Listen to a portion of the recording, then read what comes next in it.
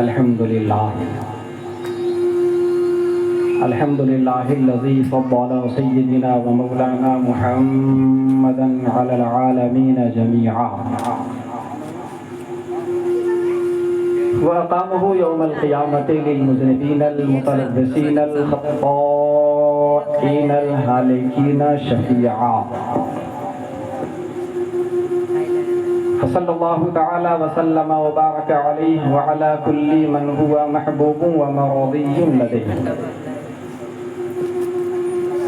صلاة تبقى وتدوم بدوام ملك الحي القيوم وأشهد أن لا إله إلا الله وحده لا شريك له وأشهد أن سيدنا ومولانا محمدا عبده ورسوله أما بعد فأعوذ بالله من الشيطان الرجيم بسم الله الرحمن الرحيم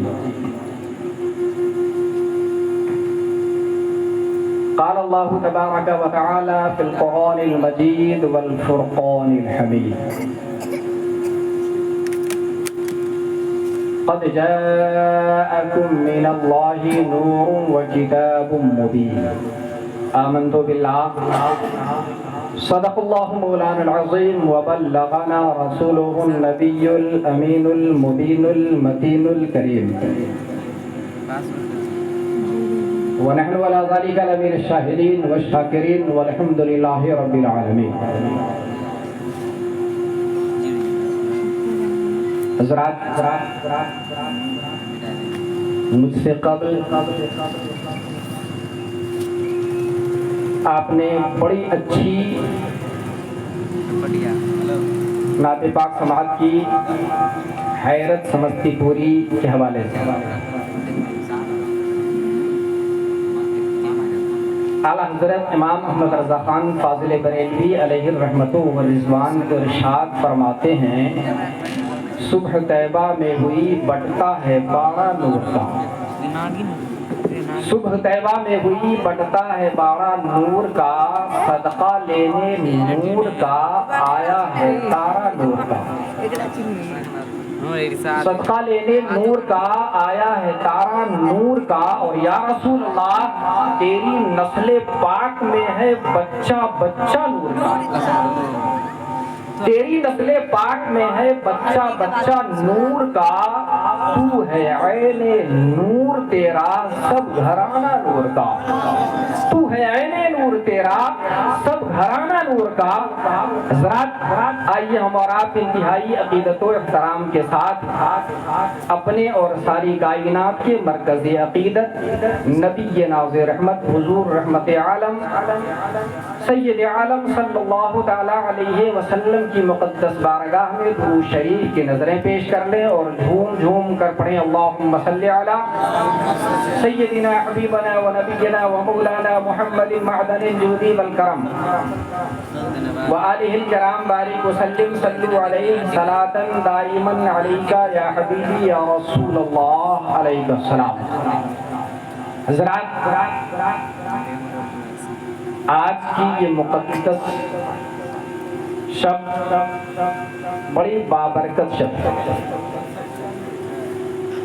اور اس نام پہ بھی اور زیادہ بابرکت ہے کہ آقا کریم جناب محمد رسول اللہ علیہ تحیت و ثنا کی ولادت کے پورے 1500 سال ہو چکے ہیں. کتنے ہو گئے ہیں؟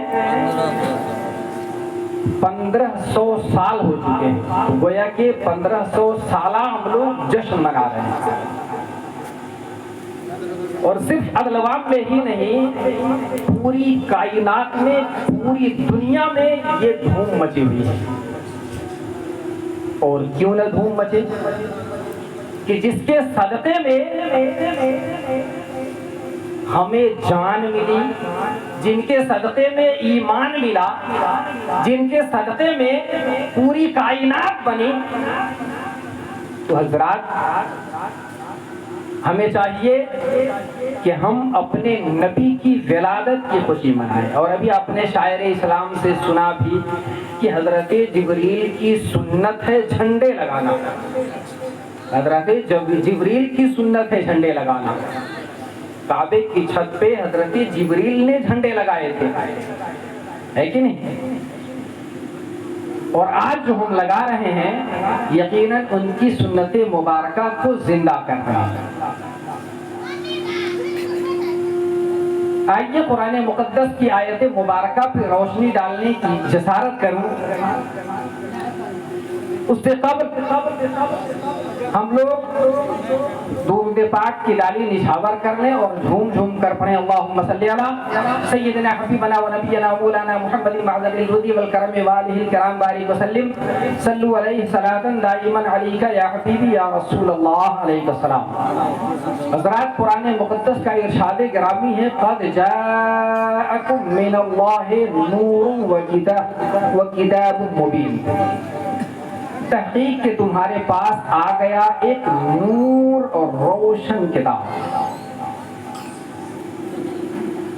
یہ نور سے مراد کوئی اور نہیں. مفسرین کرام سے پوچھتے ہیں کہ قرآن نے نور کہہ کر کے کس کی طرف اشارہ فرمایا ہے, تو مفسرین کرام بوانگے ظہر یہ کہتے نظر آئیں گے کہ نور سے کوئی اور ذات مراد نہیں ہے بلکہ کائنات عالم کا وہ عظیم شہزادہ ہے جسے ہم آمنہ کا لال کہتے ہیں, عبداللہ کا شہزادہ کہتے ہیں. عزیزان ملت اسلامیہ, وہ پیغمبر آخر الزمان کی مقدس ذات ہے جسے ہم نور سے تشبیہ دیتے ہیں. قرآن نور کہتا ہوا نظر آ رہا ہے تو کہہ رہا ہے قد جاءکم من اللہ نور و کتاب مبین. تحقیق کہ تمہارے پاس آ گیا ایک نور اور روشن کتاب. روشن کتاب سے آخر وہ کون سی کتابیں مراد ہے؟ کیا وہ کتابیں ہیں جو ہم کالجز میں پڑھتے ہیں؟ کیا وہ کتابیں ہیں جو ہم یونیورسٹیز میں پڑھتے ہیں؟ کیا وہ کتابیں ہیں جو گلی کوچوں میں دیکھتے ہیں؟ کیا وہ کتابیں ہیں کہیں اور جگہوں پہ دیکھتے ہیں؟ تو نہیں, آپ کا جواب منفی میں ہوگا مولانا صاحب. یہ وہ کتاب نہیں بلکہ وہ کتاب ہے جسے ہم قرآن مقدس کا نام دیتے ہیں. بلکہ وہ کتاب ہے جسے ہم قرآن عظیم کا نام دیتے ہیں. وہ کتاب ہے جسے پروردگار نے اپنے پیارے حبیب پہ نازل فرمایا. یہ وہی مقدس کتاب ہے, یہ وہی مقدس کتاب ہے جسے قرآن کہتا نظر آ رہا ہے قد جاءکم من اللہ نور و کتاب مبین. تحقیق کہ تمہارے پاس آ گیا ایک نور اور روشن کتاب. اور حضرات بڑی خوشی کی بات ہے آج ہم اسی نور کا تذکرہ کرنے کے لیے یہاں پہ بیٹھے ہیں. اور میرے بعد آپ کو بڑی عظیم شخصیت سے ان کا خطاب نایاب سماعت کرنا.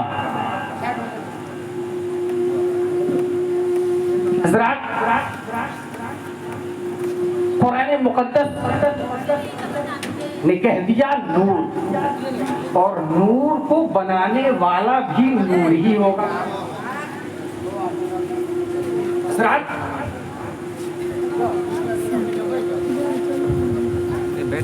جس نور کا ہم تذکرہ کر رہے ہیں وہ نور آیا کہاں سے؟ وہ نور آیا کہاں سے؟ وہ نور کہیں اور نہیں تھا بلکہ رب کے حضور تھا, رب کے قرب خاص میں تھا.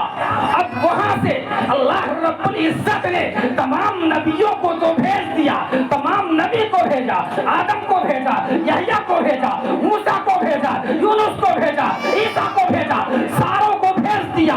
لیکن عزیزان ملت اسلامیہ, پیغمبر آخر الزمان کے مقدس نور کو, پیغمبر آخر الزمان کو آخری میں بچا کے رکھا. عزیزان ملت اسلامیہ, پیغمبر آخر الزمان جب اس دنیا میں تشریف لائے تو جانتے ہیں اسلام مکمل ہوا. پیغمبر آخر الزمان آئے, آنے کے بعد جب آئے تو اسلام کو مکمل کرنے کے لیے آئے, اسلام مکمل ہوتا ہوا نظر آیا. تبھی تو قرآن نے کہا الیوم اکملت لکم دینکم واتممت علیکم نعمتی ورضیت जाकुमुल इस्लाम दीना, गोया के पैगंबर आ गए, इस्लाम मुकम्मल हो गया, पैगंबर आ गए। अब तक जितने नबी आए थे इस्लाम मुकम्मल ना हो सका था, तमाम लोग आए, इस्लाम मुकम्मल ना हुआ, लेकिन पैगंबर आए, इस्लाम मुकम्मल होता हुआ नजर आया। अज़ीज़ान मिल्लत इस्लामिया, अब हम ये देखना चाहते हैं कि हम नबी की पैदाइश मना रहे हैं, तो पैदाइश पे तज़किरा हो जाए। वो क्या कि अल्लाह रब्बुल इज्जत यकीनन पैगंबर आखिर ज़मान को इस दुनिया में भेजा। आने वाला यकीनन आता है और सबके आने का अंदाज अलग अलग होता, जाने का भी अंदाज अलग अलग होता, लेकिन हम जिस नबी का तज़किरा कर रहे हैं, हम जिस नबी को जानना चाहते हैं, कुरान ने उसे नूर कह के खिताब किया है, कुरान ने उन्हें नूर कहा है। तो अज़ीज़ान मिल्लत इस्लामिया, अब वो नूर जब इस दुनिया में आ रहा है तो आने का अंदाज देखिए, आने का अंदाज कितना निराला है, किस अंदाज में आ रहा है, किस शान से आ रहा है, किस शौकत से आ रहा है, किस हुस्न जमाल से आ रहा है। उस हुस्न जमाल और उनके तक़द्दुस का आलम यह है कि पैगंबर आखिर ज़मान जब इस दुनिया में आ रहे हैं तो आने का अंदाज देख लीजिए। ऐसे वक्त में आ रहे हैं जब पूरी दुनिया कराह रही थी, ऐसे वक्त में आ रहे हैं जब पूरी दुनिया बेचैन थी, ऐसे वक्त में आ रहे हैं ऐसे वक्त में आ रहे हैं कि यकीनन उस वक्त किसी का कोई पुरसाने हाल न था, यकीनन कोई देखने वाला नहीं था। ऐसे वक्त में पैगंबर आखिर ज़मान को अल्लाह रब्बुल इज्जत ने इस दुनिया में मबरूस फरमाया। लेकिन हजरात एक पॉइंट लीजिए, इंसान इस दुनिया में जरूर आता है, हजरत आदम आए, मूसा आए, यहया आए, यूनुस आए, ज़करिया आए, सारे नबी आए, और सिर्फ नबी ही नहीं आए बल्कि तमाम नबी के उम्मती भी आए, और सबसे आखिर में मेरे नबी तशरीफ लाए। तो मेरे नबी के उम्मती भी आते रहे, सबका आना जाना लगा हुआ है और क़यामत तक लगा रहेगा, है कि नहीं, क़यामत की सुबह तक। लेकिन हजरात जब मेरे नबी आए, अच्छा एक चीज मैं आपको बताना चाहूंगा, आज हमारे घर बच्चा पैदा होता है तो बच्चा पाक होता है या नापाक? सारे लोगों का जवाब होगा मौलाना बच्चा नापाक होता है। मैं कहा ठीक है, बच्चा तो नापाक होता है, क्या माँ नापाक होती है? आपका जवाब होगा मौलाना माँ भी नापाक होती है। मैं कहा माँ जिस जगह बच्चा जनती है क्या वो जगह पाक है या नापाक है? आप कहेंगे मौलाना वो जगह भी नापाक होती है। लेकिन अज़ीज़ान मिल्लत इस्लामिया, आइए हम अपने पैगंबर को देखना चाहते हैं, हम अपने नबी को देखना चाहते हैं, जिस नबी का तज़किरा कर रहे हैं, जिस नबी का हम जिक्र जिस नबी का जिक्र हम बड़े फखरिया अंदाज में कर रहे हैं, मेरे नबी आ रहे हैं। तो अज़ीज़ान मिल्लत इस्लामिया, इस दुनिया में जब तशरीफ ला रहे हैं तो मेरे नबी जैसे ही इस दुनिया में आंखें खोला है तो यकीनन मेरे नबी भी पाक है, मेरे नबी की माँ भी पाक है, और मेरे नबी जब इस दुनिया में तशरीफ लाए वो जगह भी पाक। तो अज़ीज़ान मिल्लत इस्लामिया, बात समझ में आ गई, पूरी दुनिया आ रही है, पूरी दुनिया के लोग आ रहे हैं तो यकीनन वो नापाक होते हैं, उनकी माँ नापाक होती है, वो जगह नापाक होती है। लेकिन मेरे नबी आए तो मेरे नबी भी पाक है, मेरे नबी की माँ भी पाक है, और मेरे नबी इस दुनिया में तशरीफ ला रहे हैं, वो जगह भी पाक है। वो आके बात समझ में आ गई कि मेरे नबी ताहिर और मुत्तहिर है, मेरे नबी साफ और शफ़ाफ है, मेरे नबी यकीनन पाक और मुनज़्ज़ह।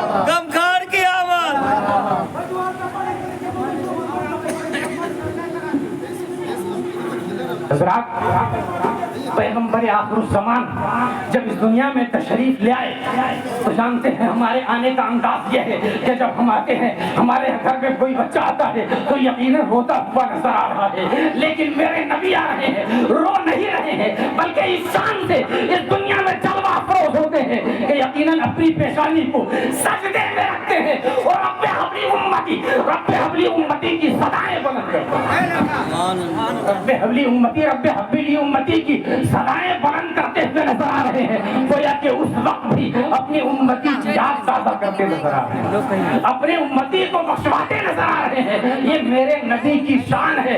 تو حضرات میں یہ بھی بتا دوں کہ جب ہمارے ہاں بچہ پیدا ہوتا ہے نا تو اس کے لیے ہم کسی نوکرانی کا انتخاب نہیں کرتے ہیں، کسی دایا کا انتخاب نہیں کرتے ہیں، لیکن پیغمبر کے زمانے میں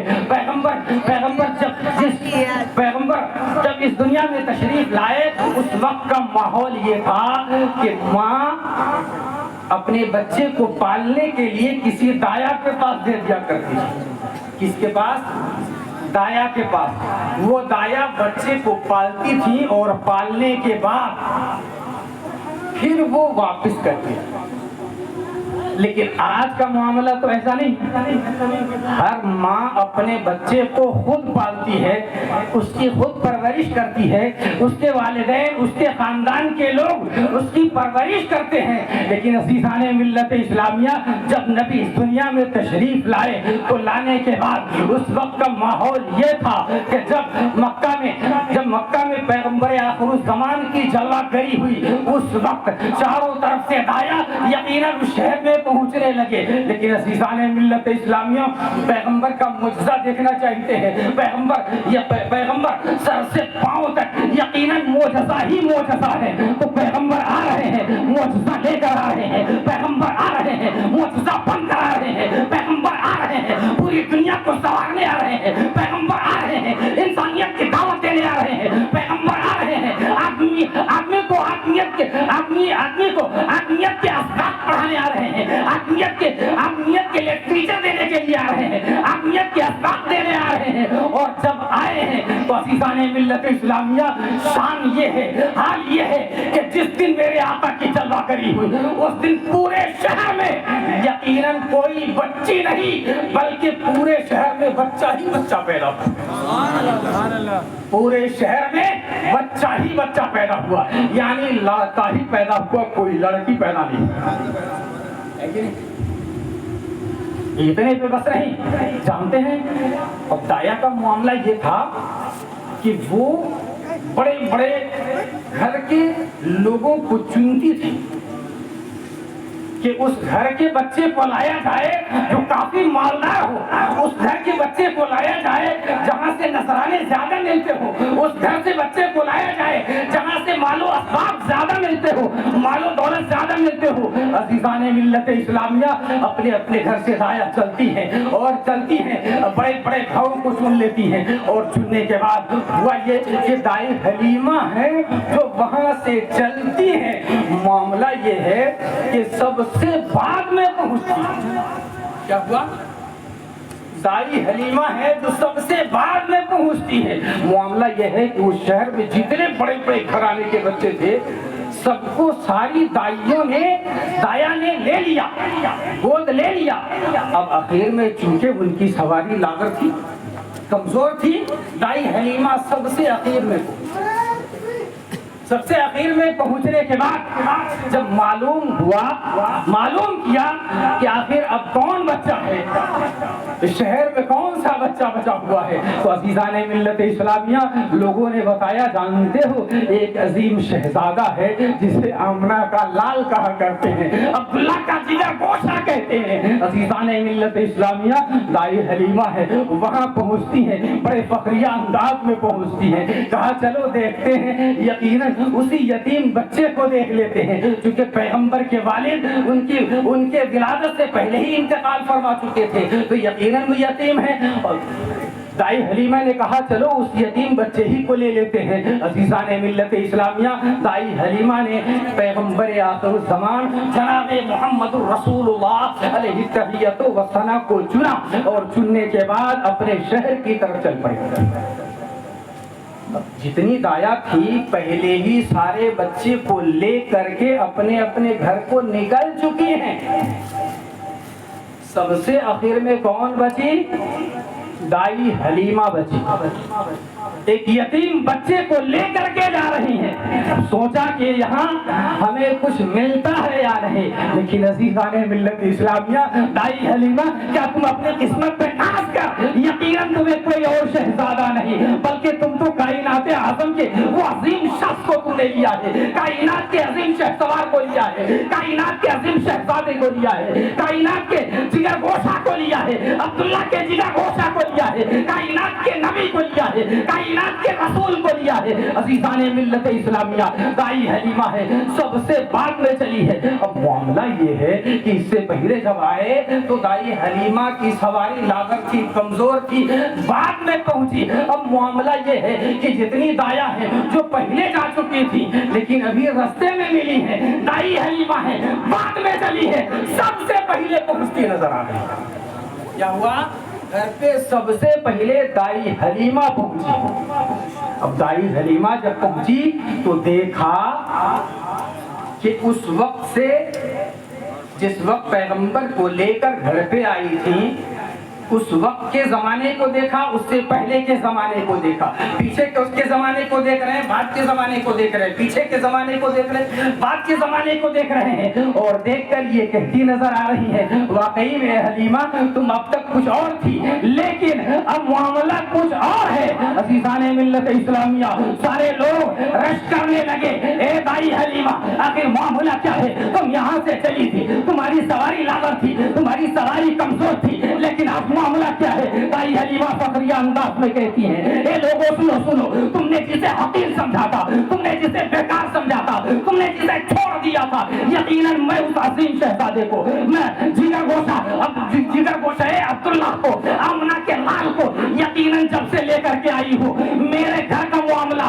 کچھ اور ہی ہو گیا ہے. میرا گھر کشادہ نظر آ رہا ہے, میرے گھر پہ فاقے کا معاملہ تھا لیکن اب ویسا نہیں ہے, بلکہ میں ترقی یافتہ ہوتی جا رہی ہوں, میں ترقی کرتی نظر آ رہی ہوں. یقیناً لوگوں نے دیکھا میں تو جس لالچ میں اپنے بچوں کو لے کر کے آیا تھا یقیناً ویسا نہیں ہے. اب سارے لوگ رش کرنے لگے, اس لیے کہ ساروں کو یقیناً وہ عظیم شہزادہ نہیں ملا ہے, شہزادہ ملا تو یقیناً دائی حلیمہ کو ملا ہے. اب ان کے قسمت کا ستارہ بلند ہوتا ہوا نظر آیا اور یہ سوریا سے باتیں کرنے لگی اور یہ کہتی ہوئی نظر آنے لگی کہ جانتے ہو یقیناً اللہ رب العزت نے یقیناً میرے گود میں ایسے عظیم شہزادے کو دیا ہے جسے پوری کائنات رسول کا نام دیتی ہے, جسے پوری کائنات رسول محتشم کا نام دیتی ہے, جسے پوری کائنات نبی معظم کا نام دیتی ہے. آج اسی رسول محتشم کو ہم نے گود لیا ہے اور ہمارے گھر کا معاملہ ہی بدلتا ہے کہ نہیں. اب جانتے ہیں جب دائی حلیمہ گود لینے گئیں تو پیغمبر آخر الزمان کی نظریں کہیں اور تھی. ذرا ملاحظہ کیجیے, پوائنٹ لیجیے. پیغمبر کی نظریں کہیں اور تھی. جیسے ہی پیغمبر آخر الزمان نے دیکھا کہ دائی حلیمہ میری طرف بڑھ رہی ہیں, میری طرف آ رہی ہیں, فوراً پیغمبر نے اپنے چشمے ناز کو دائی حلیمہ کی طرف دیکھا ہے. فوراً پیغمبر سمجھ گئے کہ دائی حلیمہ آئی ہے, میری ماں آئی ہے. عزیزان ملت اسلامیہ, دائی حلیمہ نے گود لیا اور لے کر کہاں بڑھے؟ اپنے گھر کی طرف چلے. جب وہاں گئے, اب چونکہ گھر کا معاملہ دن بدن بدلتا جا رہا ہے, حالات اچھے سے اچھے ہوتے جا رہے ہیں, حالات بہتر ہوتے جا رہے ہیں. عزیزان ملت اسلامیہ, جانتے ہیں اس شہر میں ایک لیڈیز تھی, اس کا بیٹا بیمار تھا, اس کا بچہ بیمار تھا اور گھر میں ذریعہ معاش کے لیے وہی بچہ تھا اور وہ بہت دنوں سے بیمار تھا.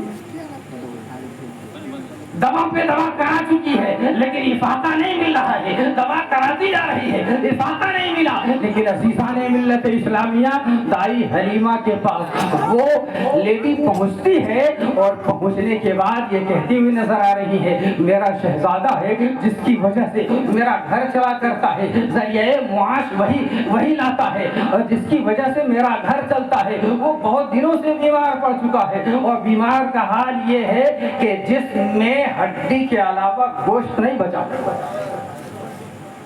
آج ہمارے یہاں ایسا ہوتا ہے، ہمارے گھر میں کسی کی طبیعت خراب ہو جاتی ہے تو بہت زیادہ کمزور ہو جاتا ہے، جس میں ہڈی ہی ہڈی نظر آتی ہے، کبھی اس سے مشورہ لیتے ہیں کہ ڈاکٹر کو دکھایا جائے، کبھی کسی اور سے مشورہ لیتے ہیں کہ کس ڈاکٹر کو دکھایا جائے، کبھی داؤد بھائی سے مشورہ لیا، کبھی عبدالغفور بھائی سے مشورہ لیا کہ کس کو دکھایا جائے، کون MBBS اس کے لیے زیادہ بہتر ہوگا۔ تو عزیزان ملت اسلامیہ ہم لوگ اس کو اپنی معلومات کے مطابق بڑھیا سے بڑھیا ڈاکٹر کا مشورہ دیتے ہیں، وہ ٹھیک ویسا ہی اس نے بھی ایسا کیا، اچھے سے اچھے ڈاکٹر کا انتخاب کیا، لیکن یقیناً افاقہ نہیں ہو رہا ہے۔ دائی حلیمہ کے پاس جیسے ہی پہنچی ہے، دائی حلیمہ نے کہا اچھا ٹھیک ہے، ایک کام کرو، ایک گلاس پانی لے کر کے آؤ، چاہے وہ گلاس رہا ہو یا کٹوری ہو، پانی لے کر کے آؤ۔ پانی لے کر کے جب دائی حلیمہ پہنچنے کے بعد پیغمبر آخر الزمان جناب محمد رسول اللہ علیہ تحیۃ و ثنا ہے، ان کے قدم ناز کو اس پانی سے دھلتی ہے، اور دھلنے کے بعد یقیناً اس پانی کو اس لیڈیز کو دے دیتی ہیں، جاؤ اپنے بیٹے کو پلا دینا۔ کہیے نا سبحان اللہ، جاؤ اس بیٹے کو پلا دینا۔ جیسے ہی وہ لیڈیز پہنچتی ہے اپنے لال کو اس پانی کو پلاتی ہے، اس دن سے افاقہ ہوتا ہوا نظر آ رہا ہے، بیٹا ٹھیک ہوتا ہوا نظر آ رہا ہے۔ کوئی آپ کے بات سمجھ میں آ گئی، قدم ناظر رسالت کی برکت ہے، قدم ناظر رسالت کے دھون سے یقیناً وہ بچہ ٹھیک ہوتا ہوا نظر آیا۔ اسی لیے تو امام محمد رضا خان فاضل بریلوی علیہ رحمت و رضوان ارشاد فرماتے ہیں جس کے قلبوں کا دھون ہے آب حیات، جس کے قلبوں کا دھون ہے آب حیات ہے، وہ جانے مسیحا ہمارا کے قلبوں کا دھون ہے آب حیات ہے، وہ جانے مسیحا ہمارا نبی۔ عزیزان ملت اسلامیہ پیغمبر کے قدم ناز نے یقیناً کسی کی زندگی بدل دی ہے، پیغمبر کے قدم ناز نے یقیناً اسے افاقے پہ افاقت کر دیا ہے، پیغمبر کے قدم ناز نے یقیناً اس انسان کو، اس بچے کو یقیناً شفایاب کر دیا ہے۔ تو عزیزان ملت اسلامیہ پیغمبر کا عالم یہ ہے کہ پیغمبر کو جانے ایمان ہے، عشق ایمان ہے۔ عزیزان ملت اسلامیہ اسی لیے ہمیں چاہیے کہ پیغمبر آخر الزمان سے ہم محبت کریں، بڑی عشق کی حد تک محبت کریں، اتنی محبت کریں اس لیے کہ پیغمبر آخر الزمان نے ارشاد فرمایا تھا لا یؤمن احدکم حتی اکون احب الیہ من والدہ وولدہ والناس اجمعین۔ تم میں کا کوئی شخص اس وقت تک مومن نہیں ہو سکتا جب تک کہ وہ مجھے اپنی اولاد، اپنی جان، اپنے خیش و اقارب سے بھی زیادہ مجھ سے محبت نہ کر لے، اس وقت تک وہ کامل اور اکمل مومن نہیں ہو سکتا۔ اسی لیے ہمیں چاہیے کہ ہم اپنے نبی سے محبت کریں، ہم اپنے نبی سے پیار کریں، اپنے نبی کو دل میں جگہ دیں، اور جب ولادت رسول آئے تو ہم بڑی اپنے آپ کو خوشی کا اظہار کریں، ہے کہ نہیں؟ چونکہ پیغمبر اگر اس دنیا میں تشریف نہ لائے ہوتے تو آج ہم بھی اس دنیا میں نہ آتے، یہ کائنات نہ بنتی، اس کائنات کا ظہور نہ ہوتا۔ یہ پیغمبر کے قدم ناز کی برکت ہے کہ آج ہم کیا کر رہے ہیں، اپنے نبی کا جشن مناتے نظر آ رہے ہیں۔ درود پاک پڑھیے صلی اللہ علی النبی الامی وآلہ صلی اللہ تعالی علیہ وسلم، صلاۃ و سلام علیک یا حبیبی یا رسول اللہ علیہ وسلم۔ حضرات کچھ لوگوں کا یہ اعتراض ہوتا ہے کہ حضرت بات نہیں سمجھ میں آتی، 12 ربیع الاول آپ لوگ نبی کی ولادت مناتے ہیں، تو پیغمبر آخر الزمان 12 ربیع الاول کو اس دنیا سے تشریف لے گئے تو 12 وفات کیوں نہیں مناتے؟ سوال ہوتا ہے، سوال کرنے والے نے سوال کیا، لیکن آئیے اس کا جواب بھی لیتے جائیے، ہے کہ نہیں؟ اپنے ذہن کے حاشیے پہ اس جواب کو رکھیں اور اسے جواب دے کے سنو سنو سنو سنو۔ نبی کی 12 وفات وہ مناتے ہیں جو اپنے نبی کو مردہ تصور کرتے ہیں۔ میرا نبی تو زندہ ہے، اس لیے ہم اپنے نبی کی ولادت مناتے ہیں۔ اب آپ کہیں گے مولانا صاحب کوئی دلیل ہے نہیں، بس آپ نے ہاتھ گھمایا اور کہہ دیا، تو آئیے دلیل بھی لے لیجیے۔ قرآن مقدس سے پوچھنا چاہتے ہیں، اے قرآن ذرا بتا تو صحیح شہید کا درجہ زیادہ ہے یا نبی کا درجہ زیادہ ہے؟ تو قرآن یہ کہتا ہوا نظر آئے گا شہید کا درجہ بھی ہے اور شہید کے درجے سے زیادہ نبی کا درجہ ہے۔ تو شہید کے بارے میں پوچھنا چاہتے ہیں، اے قرآن ذرا بتا تو صحیح کہ شہید کا درجہ کیا ہے؟ تو قرآن صاف فرماتا نظر آئے گا، وَلَا تَقُولُوا لِمَن يُقْتَلُ فِي سَبِيلِ اللَّهِ أَمْوَاتٌ یقیناً جو لوگ اللہ کے راہ میں شہید کیے جائیں انہیں مردہ نہ کہو بلکہ وہ زندہ ہے، اور جب شہید زندہ ہے تو شہید سے زیادہ میرے نبی کا مرتبہ ہے، تو میرے نبی کی سبحان اللہ۔ بات سمجھ میں آ گئی؟ جب شہید زندہ ہیں، امام حسین زندہ ہیں، تو امام کے نانا کیوں نہیں زندہ ہوں گے؟ امام حسین کے نانا کیوں نہیں زندہ ہوں گے؟ ہے کہ نہیں؟ اور پھر سن لیجئے، پھر کہتے اچھا ٹھیک ہے، اگر نبی زندہ ہے تو انہیں دفن کیوں کرتے ہیں؟ پھر سوال ہوتا ہے راؤد بھائی، عبدالغفور بھائی، یہ پوائنٹ لیجئے کہ آخر نبی جب زندہ ہیں تو انہیں دفن کیوں کرتے ہیں؟ میں نے کہا وجہ تو یہی ہے، ہم اسی لیے تو دفن کرتے ہیں، اس لیے کہ جو مر جاتا ہے اسے جلا دیا جاتا ہے اور جو زندہ ہوتا ہے اسے ہم دفن کرتے ہیں۔ جو مر جاتا ہے، دیکھ لیجیے آپ نظریں گھما کر کے دیکھیے، جو مر جاتا ہے اسے جلا دیا جاتا ہے اور جو زندہ ہوتا ہے ہم اسے دفن کرتے ہیں۔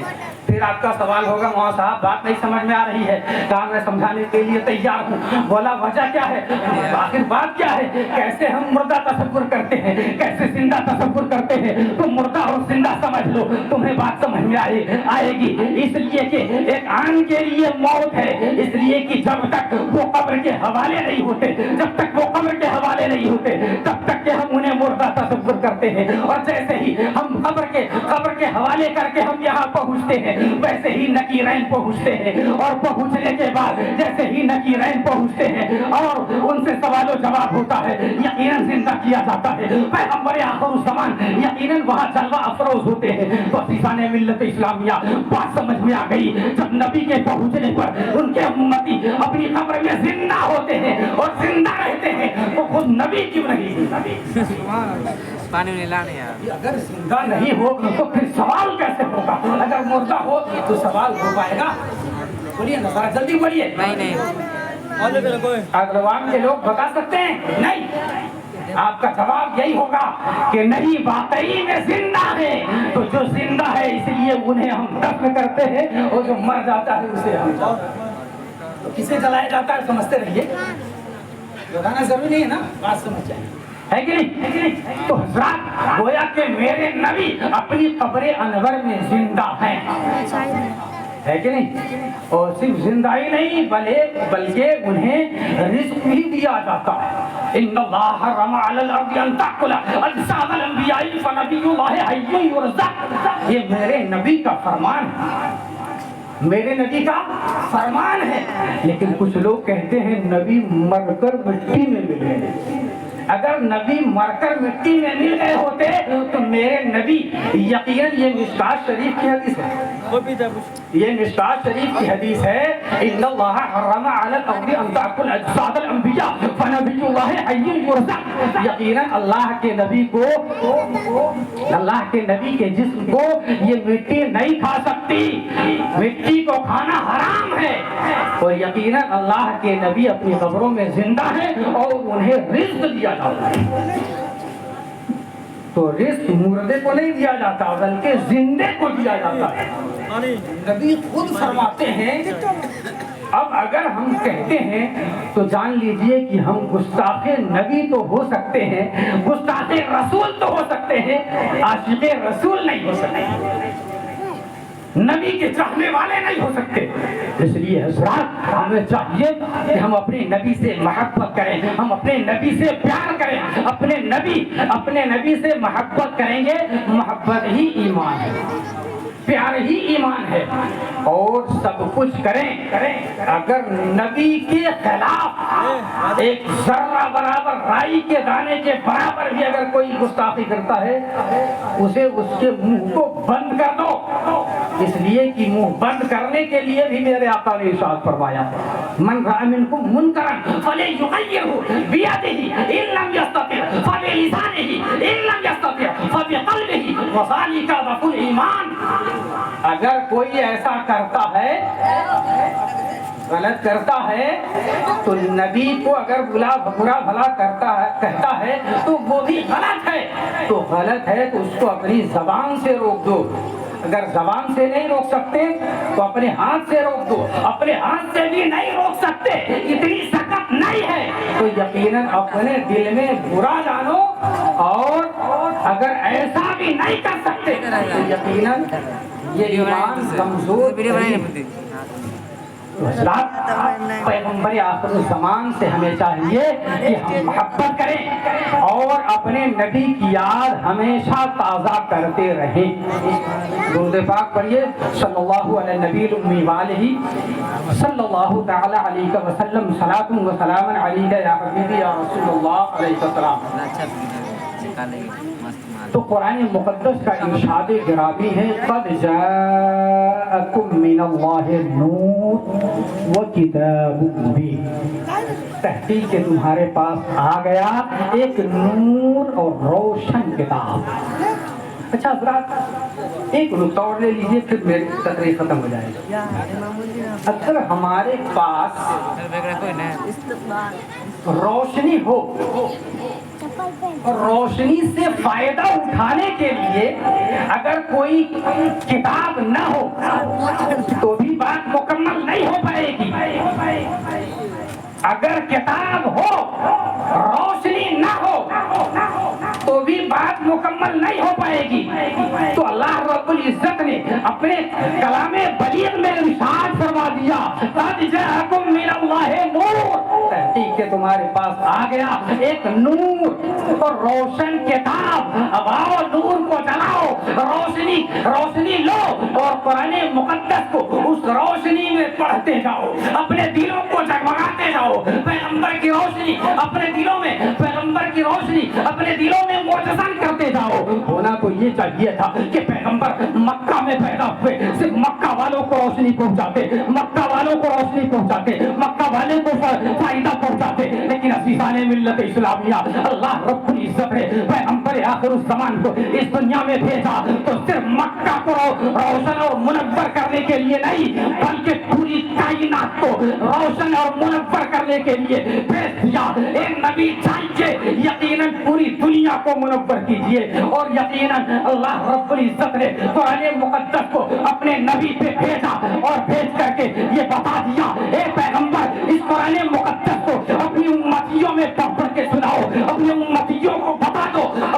آپ کی امتی یقیناً اسباق لے گی, آپ کی امتی لٹریچر لے گی, آپ کی امتی یقیناً پڑھ کر کے اپنے دل و دماغ کو صاف و شفاف کرتی ہوئی نظر آئے گی اور اپنے دل اور دماغ کے کچرے کو نکالتی ہوئی نظر آئے گی. نہیں تو حضرات اللہ رب العزت نے اپنے کلام بلیغ کو پیغمبر آخر الزمان پہ اتارا.